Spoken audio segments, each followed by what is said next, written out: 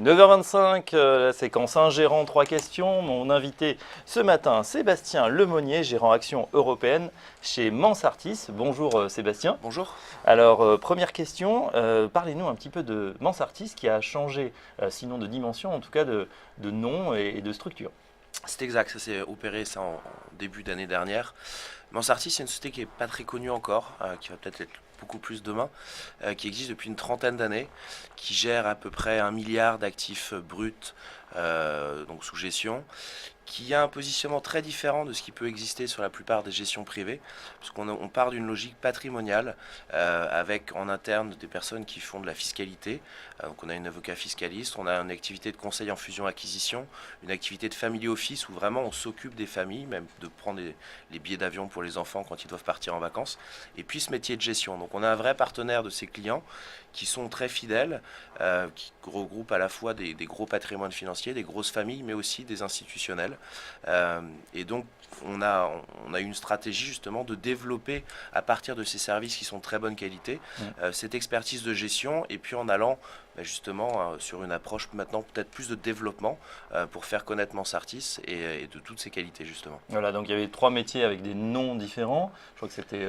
et Colonne Vendôme notamment sur voilà. la partie fusion-acquisition, qui est donc un métier conseil où ils sont assez reconnus, notamment sur des deals qui peuvent conseiller sur des écoles par exemple. Donc ça peut paraître une niche, mais c'est très attractif.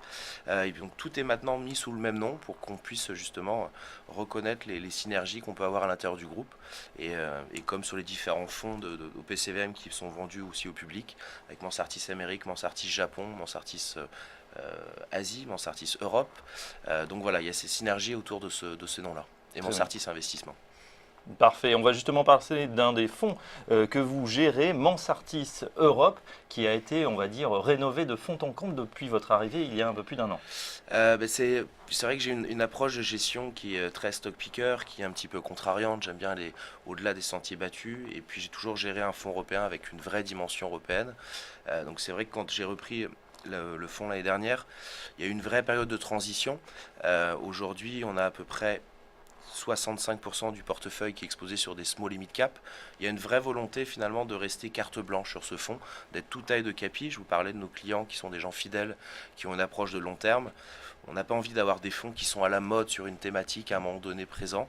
On veut justement pouvoir traverser les cycles, donc le fait d'avoir cette exposition toute cap est plutôt une aide.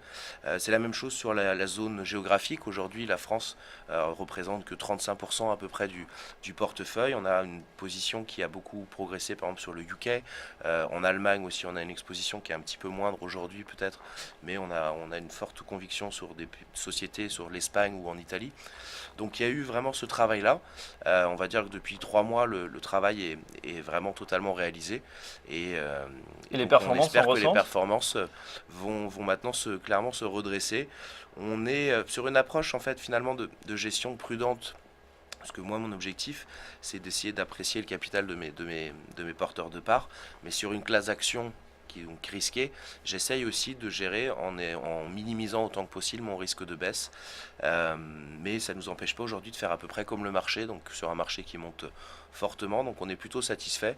Vous êtes en ligne avec le marché, 17,60% depuis le début de l'année, le marché fait 18-19% en tout cas sur le CAC, sur le Stock 50, on est dans ces eaux-là. Et avec en tête finalement aussi le fait qu'on a sans doute une volatilité qui est moindre que celle du marché, puisque justement on a cette approche plus de gestion long terme, avec une gestion de la marge de sécurité, donc qui nous protège aussi en cas d'aléa de marché. D'accord, dernière question, après justement 17 à 18% de hausse, est-ce que vous êtes en train de réduire la voilure ou est-ce que le fonds est totalement investi tout le temps? Non, le fonds est plutôt assez largement investi. Alors déjà structurellement on est là pour être investi. Je ne suis pas un locataire d'actifs sur la partie cash ou quoi que ce soit.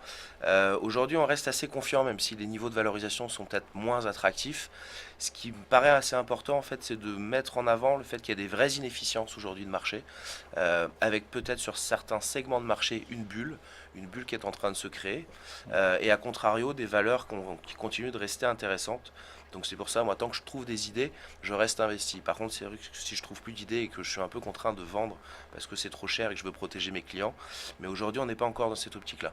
Très bien, pour en savoir plus donc sur le fonds de conviction sur les actions européennes géré par Sébastien Lemonnier, Mansartis Europe, rendez-vous sur le site de Mansartis. Tout de suite, on passe au débat sur Direct Gestion.